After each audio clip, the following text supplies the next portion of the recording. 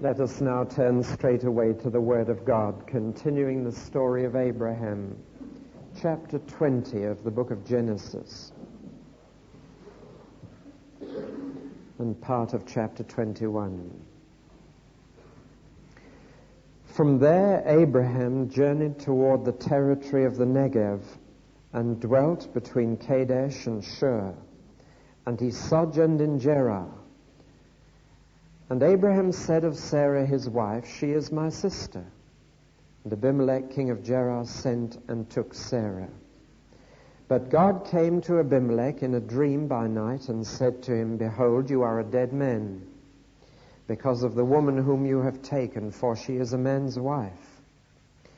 Now Abimelech had not approached her, so he said, "Lord, wilt thou slay an innocent people? Did he not himself say to me, 'She is my sister'? And she herself said, 'He is my brother'? In the integrity of my heart and the innocence of my hands I have done this."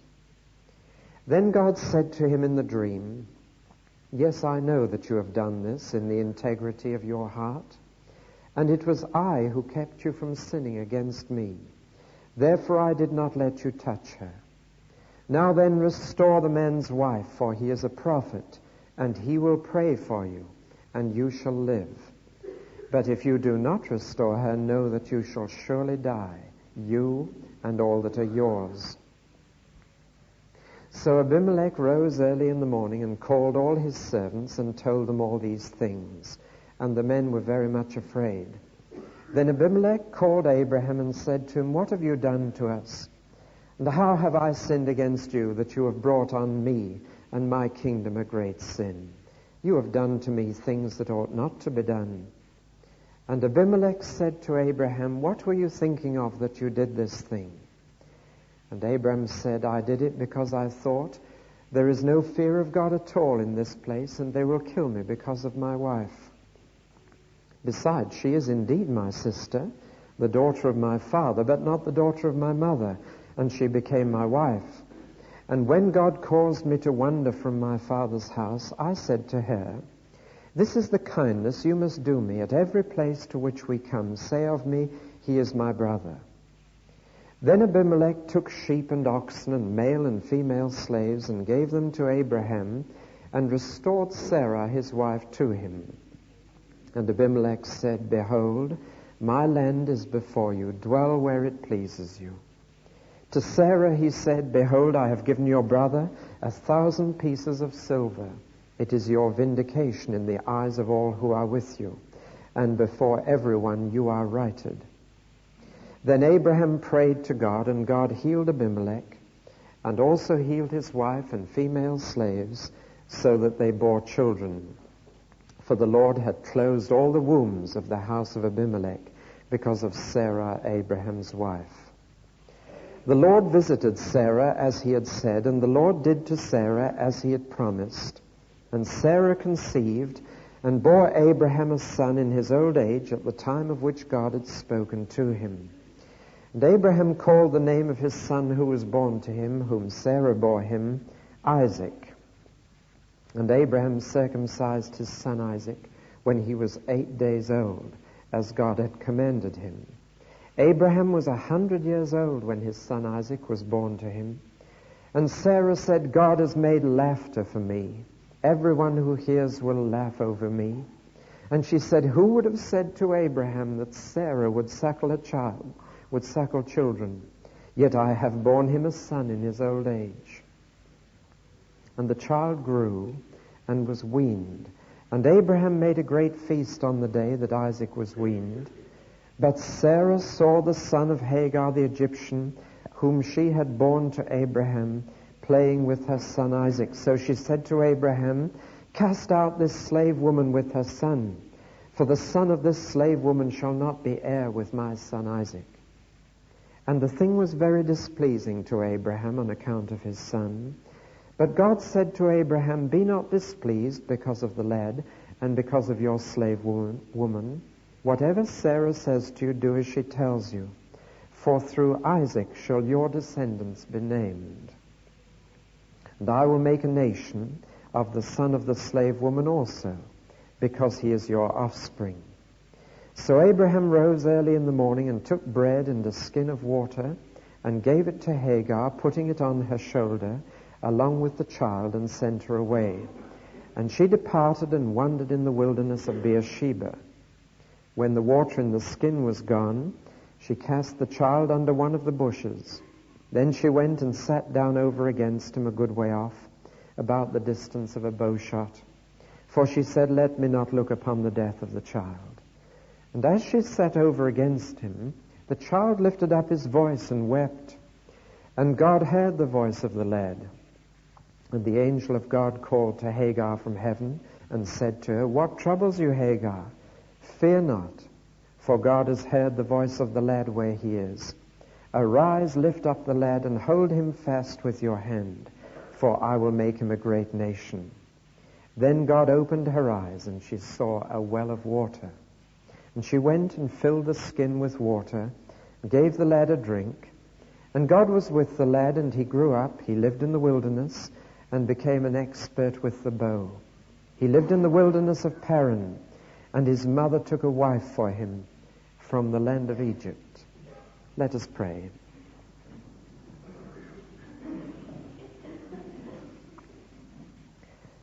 Heavenly Father, the very first thing we want to ask you this morning is that you will make us teachable, and that we may be willing to learn. We confess with shame that we are slow to learn.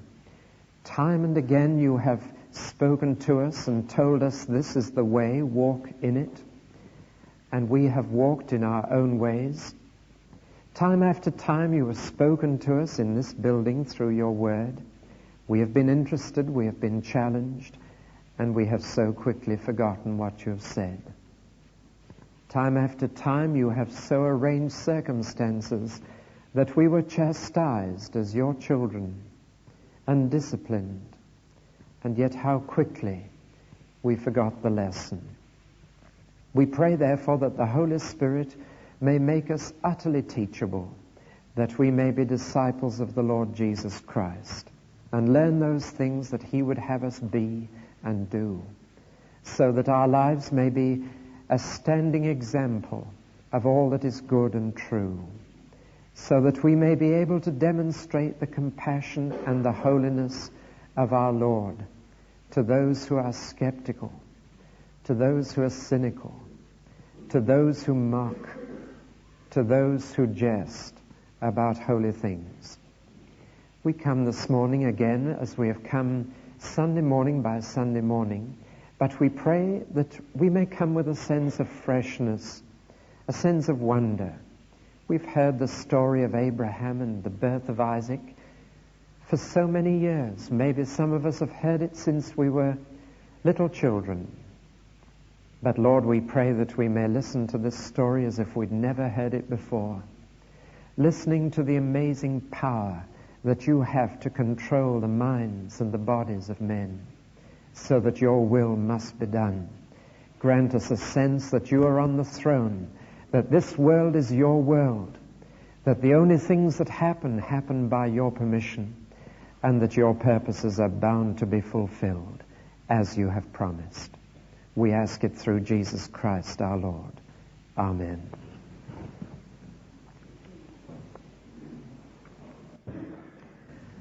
One of the things that convinces me that the Bible is true is its absolute honesty about people. In this book we have events as they really happened and a true picture of people as they really were, warts and all, as Oliver Cromwell said of his portrait.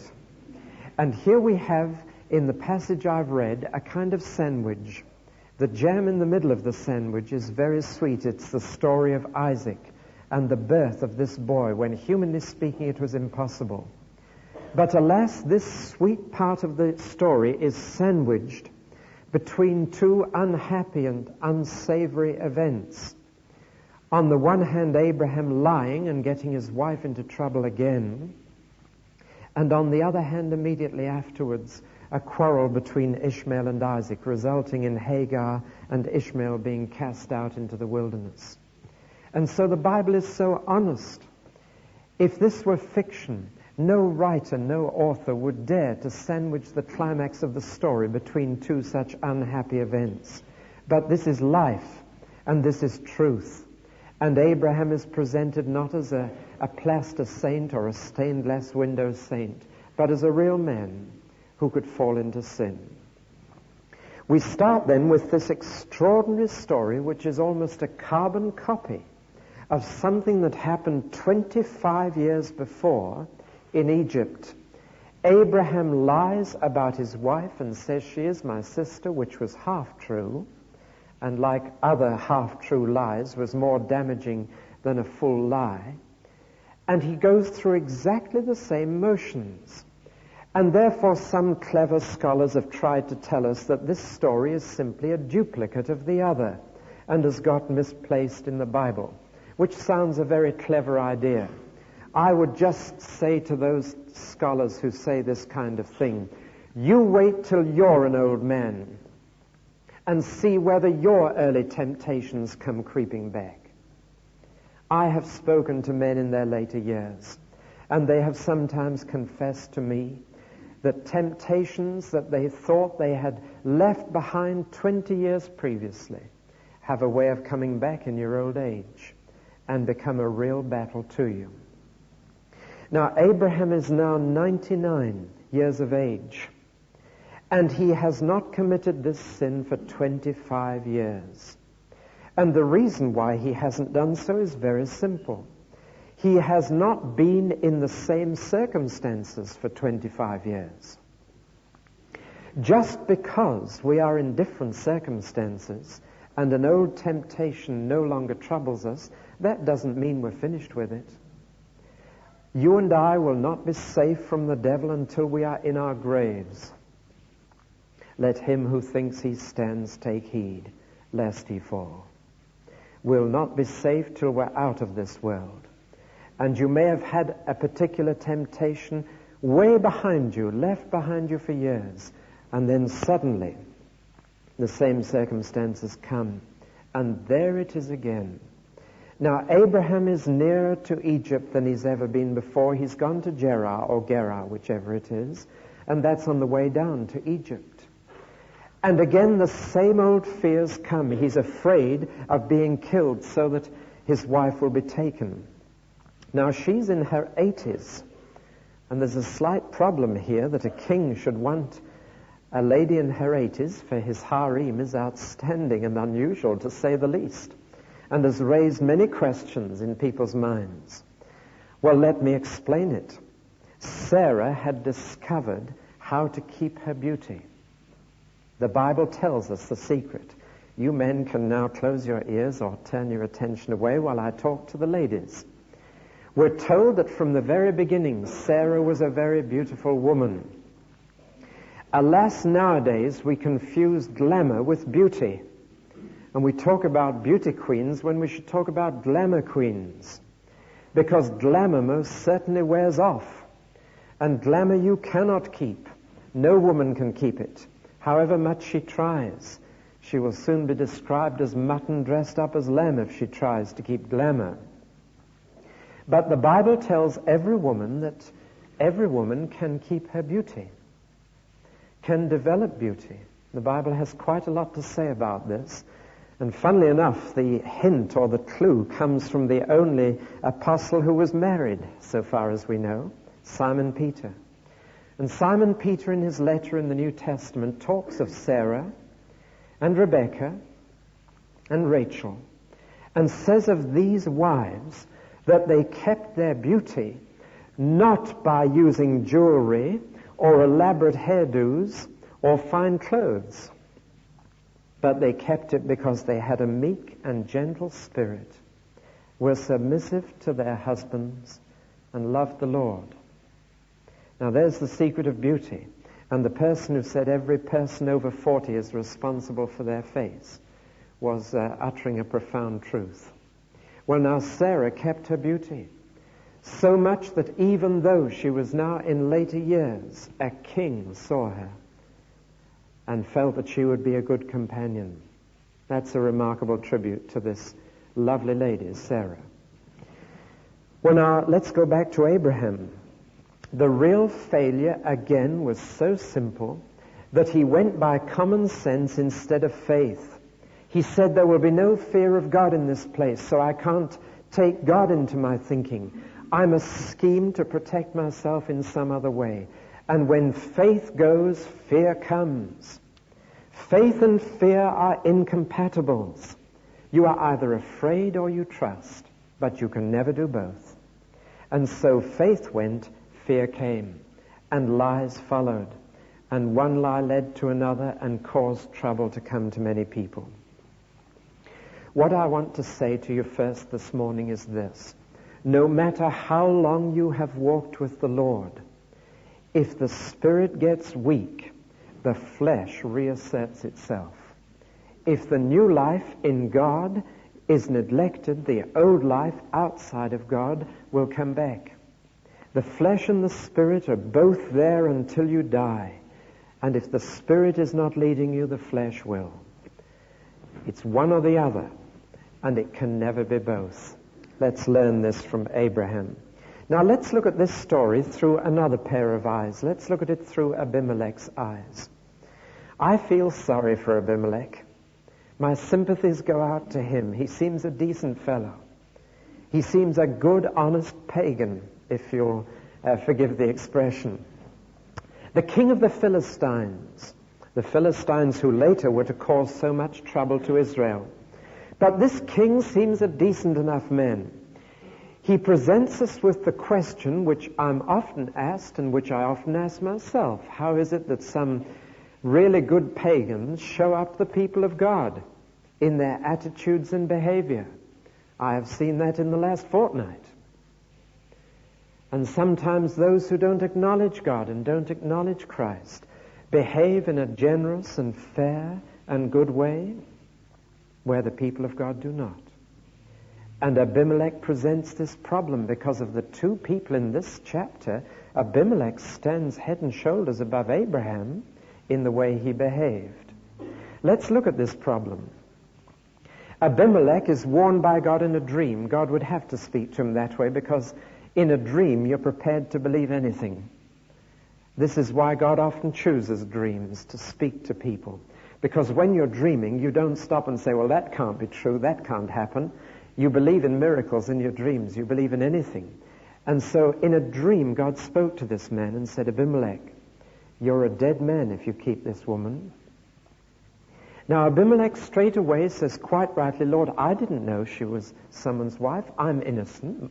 The integrity of my heart, the innocence of my life, surely you won't punish the innocent. And God said, no, I won't, because you haven't sinned yet. And I have stopped you sinning before you did, which tells me that God can control pagans. And he does. And I have seen that in the last 2 weeks too. It is marvelous to have a God who can not only control his people, but can control others who don't acknowledge him and overrule circumstances and turn their minds and hearts and stop them doing and saying things that are wrong. And it's wonderful when God does this. But Abimelech was right, and so God said, well, Abraham will pray for you if you ask him. Now, the thing that startles me in this chapter is this. God is still the God of Abraham and not of Abimelech. However good and honest and upright this pagan is, God is the God of Abraham because he's the believer. And even though morally Abraham is below Abimelech in this instance, God still says it's Abraham's prayers I listen to, not yours.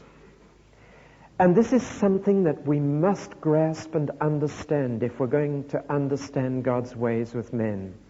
Once we have become a believer, and once we are righteous in God's sight, it is our prayers that God listens to.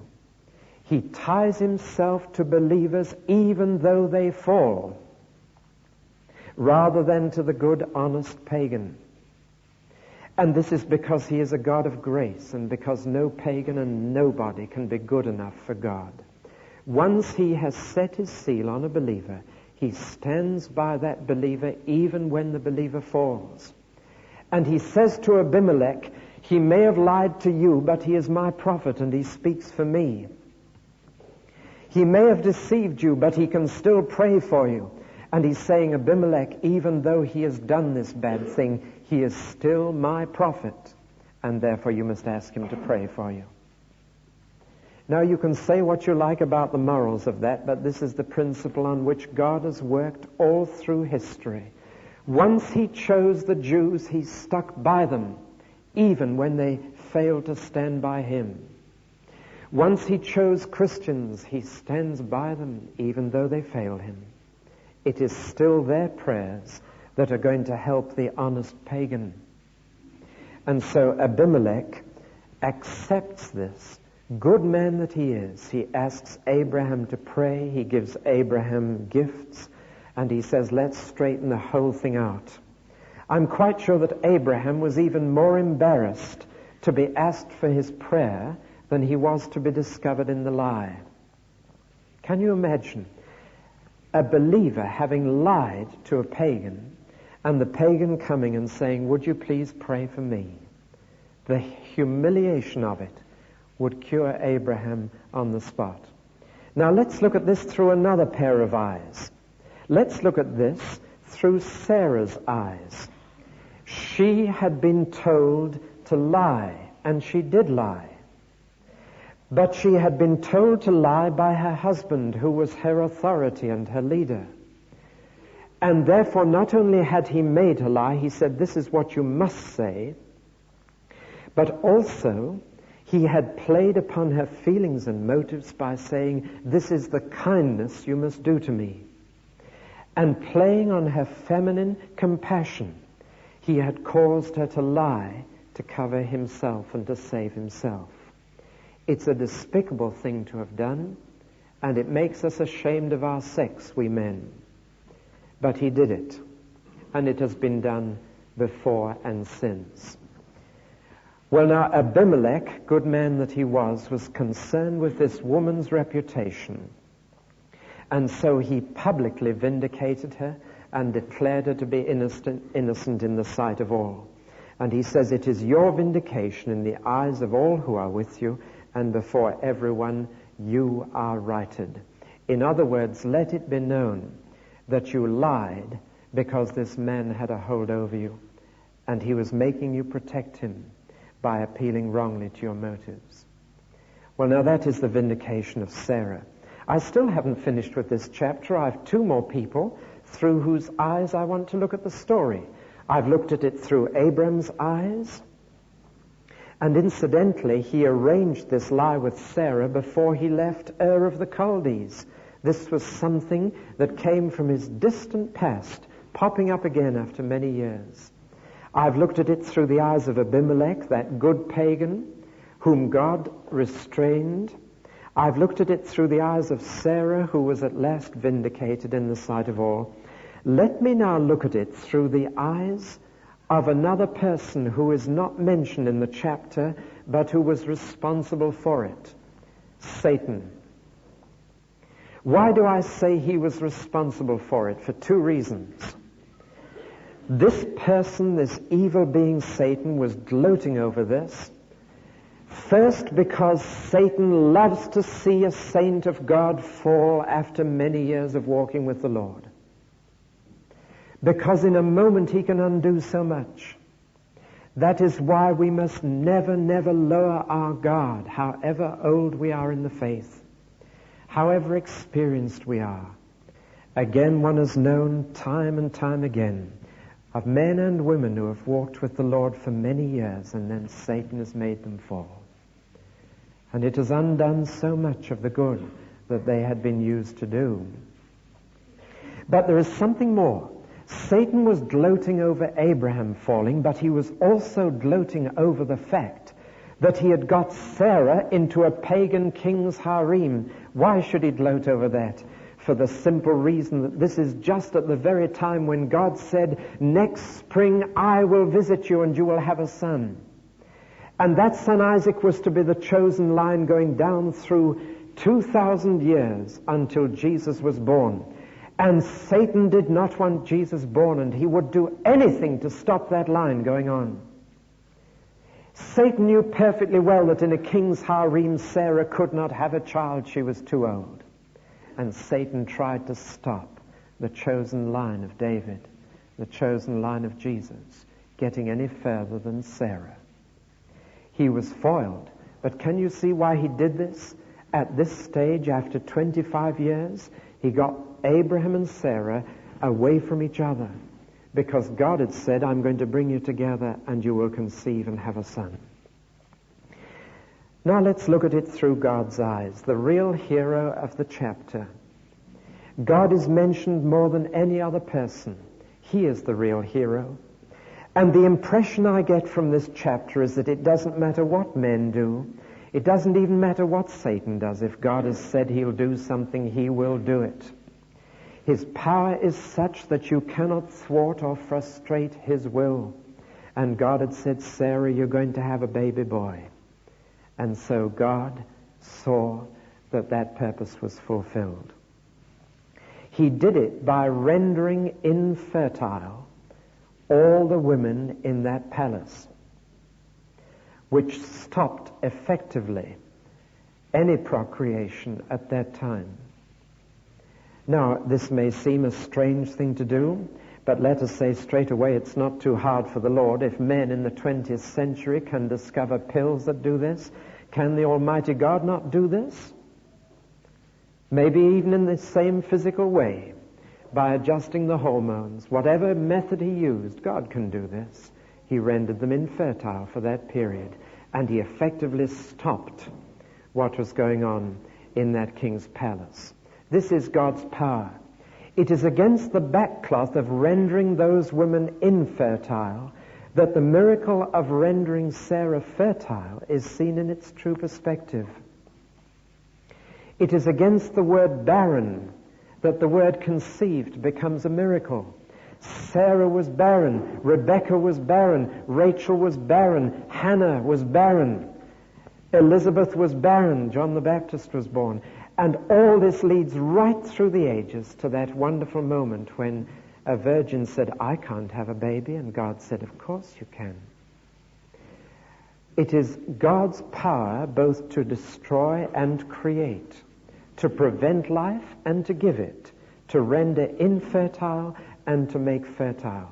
And therefore this chapter 20 and the last verse of it, for the Lord had closed all the wombs of the house of Abimelech because of Sarah, just highlights the next verse in the next chapter, which is that he visited Sarah as he had said, to which we now turn this lovely story.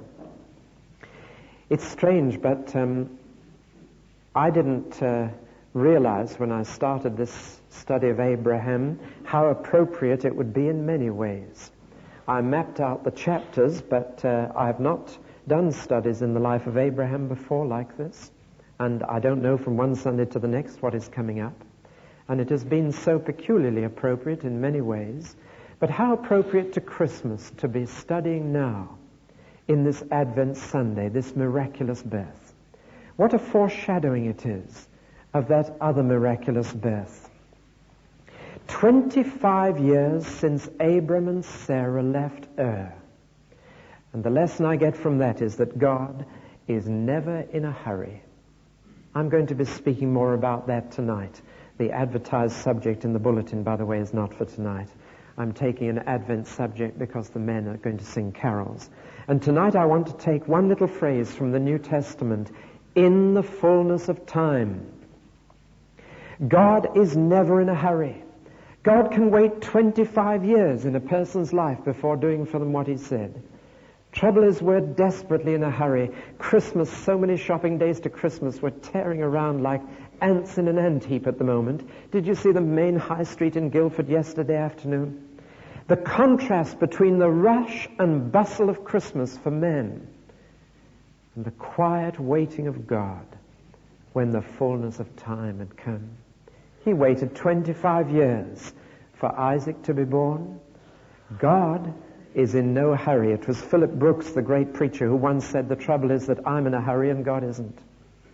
That's a very profound remark, and I'm sure you found it to be true. Now, in the first verse, I love the phrase, the Lord visited Sarah as he had said, and the Lord did to Sarah as he had promised. You will find people who let you down. You will meet people who promise one thing and fail to keep that promise. But you will never be able to say that about God. God said, I promise you, Sarah. And he did it. The utter reliability of God's word. Why do you think I preach from the Bible and no other book? There are plenty of other helpful books to read. Why do I stick to this book? Because it's the only book you can absolutely rely on. It's the promises of God. And if he says a thing, it'll happen. Therefore, my defense is the truth. And therefore, I preach confidently because I'm absolutely convinced that everything God says he'll do, he'll do. Even to specific details, he said, I will visit you next spring. And he came next spring. Furthermore, he said it'll be a boy. And only in the last few years have men discovered a way of telling the sex before a baby is born, but then only for a few months before they're born, and certainly not before they're conceived. And God says you're going to have a boy. And so this prediction came true. It was, of course, a miracle, as much a miracle as the infertility had been in the household of Abimelech. And now the name of this boy which God had given took on a new meaning. He'd been called laughter, joke, just as we call girls joy, hoping that they'll be happy little girls. He was called laughter because Sarah and Abraham had said to God, you must be joking, when God had said you're going to have a son in your old age. But now they've got a different kind of laughter. Sarah's bubbling over. You go into a maternity ward in any hospital and look at the face of a mother who's just delivered a child. Laughter. This is a different kind of laughter. It's not joking at impossibilities. It's laughing for sheer joy. There are plenty of people making jokes about religion at the moment.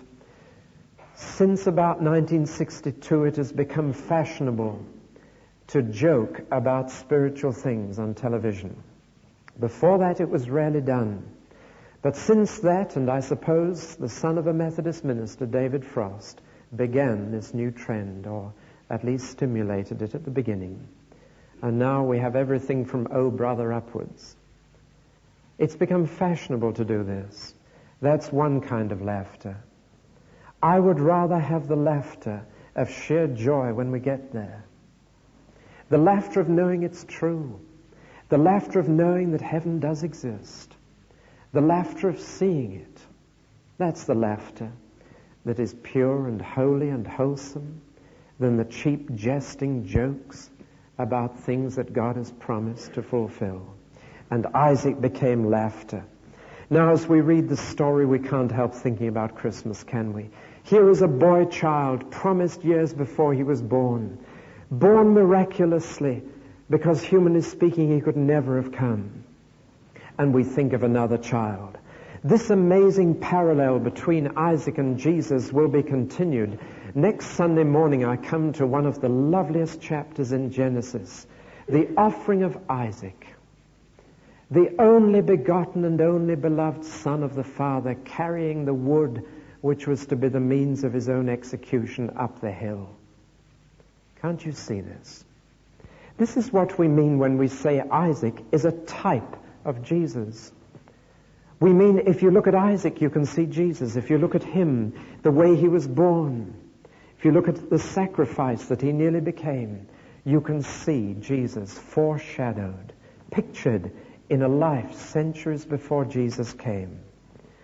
I'll take that up next Sunday morning because it's a thrilling and lovely theme.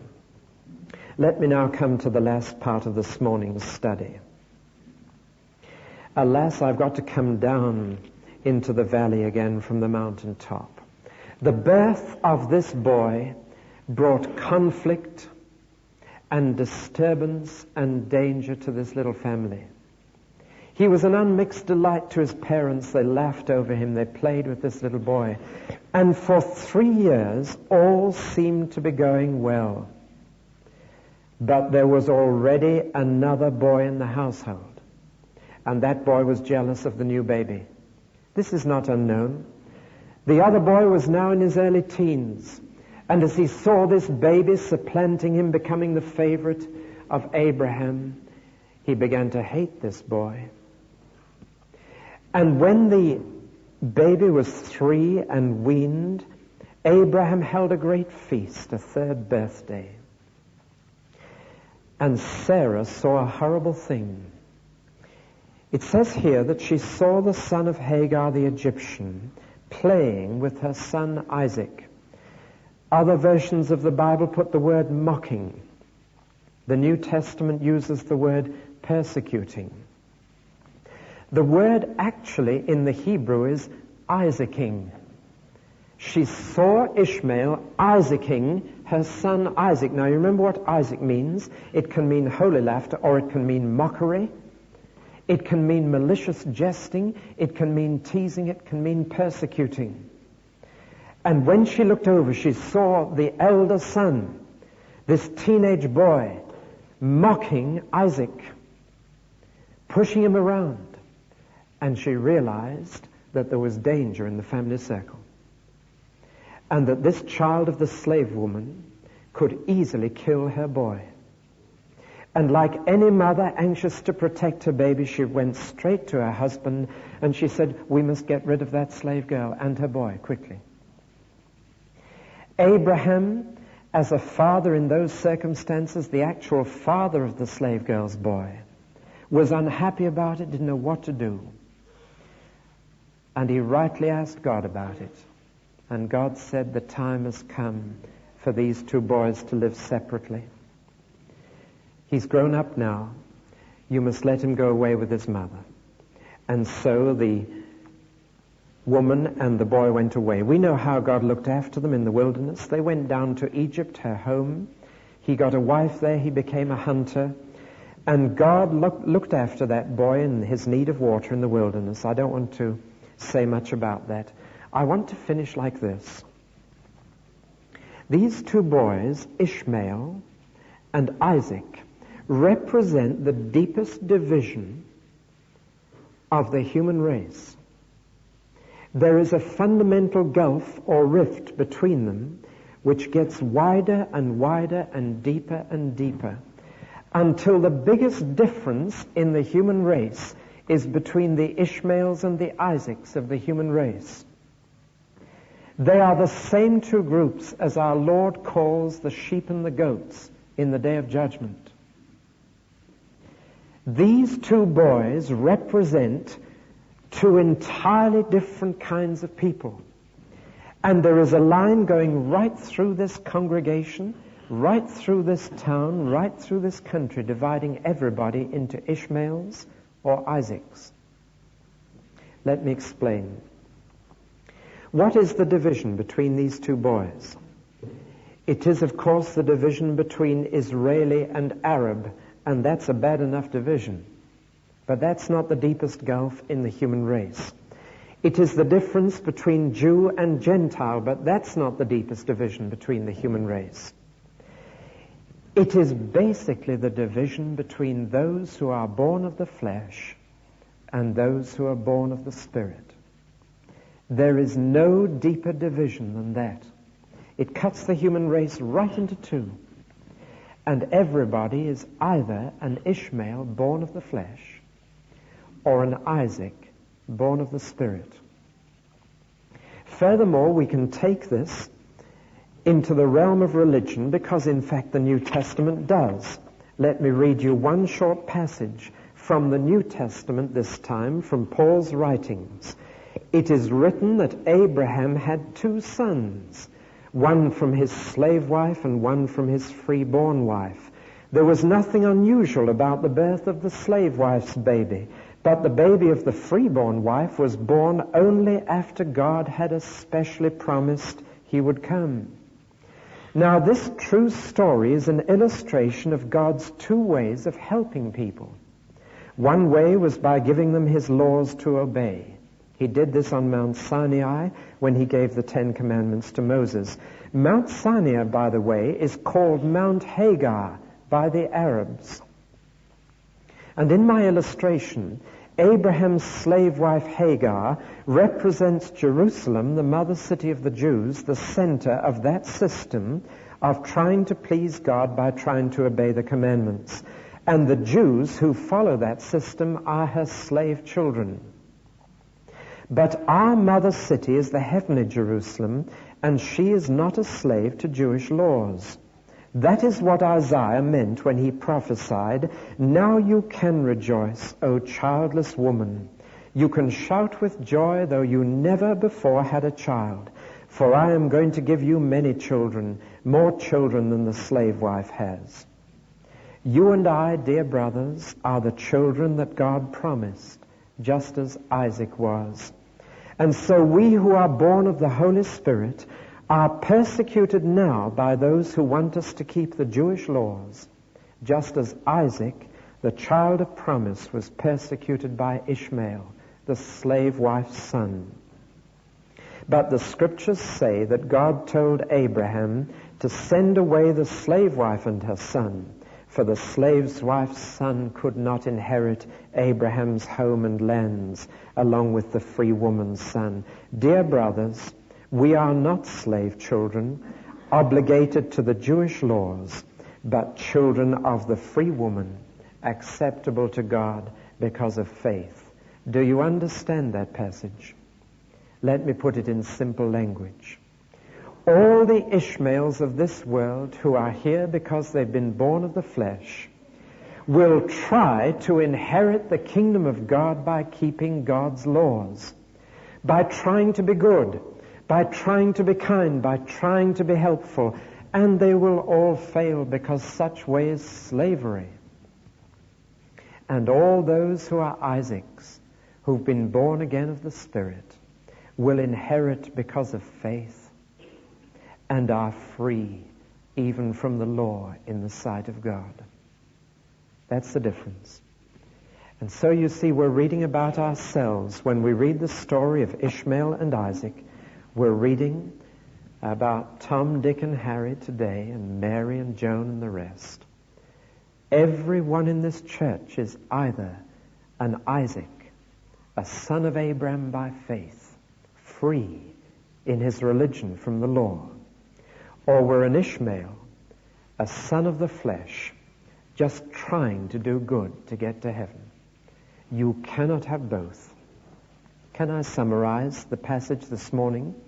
In the story of Abimelech, we saw how in Abraham, flesh dominated his spirit.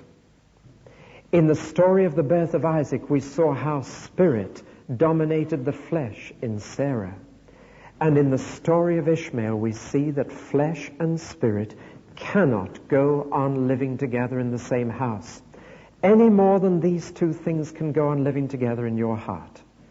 It must be one or the other. You either live the life of Ishmael or you live the life of Isaac. As Jesus said to Nicodemus, that which is born of the flesh is flesh, and that which is born of the Spirit is spirit. Amen.